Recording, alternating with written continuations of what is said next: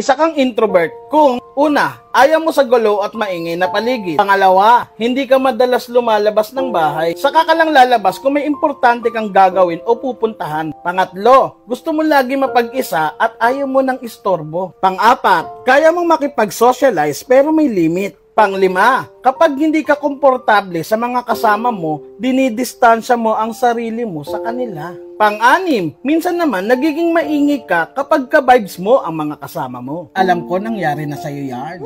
Pang-pito, hindi mo alam kung paano magsimula o mag-respond ng conversation sa ibang tao. Kaya madalas ngumingiti ka na lang o di kaya tatahimik. Pang-walo, hindi ka rin expressive na tao kaya madalas kang ma-misinterpret ng iba. Pang-siyam, straightforward kang tao pero madalas iniiwasan mong magbitiw ng masakit na salita kapag alam mong sensitive ang taong pagsasabihan mo.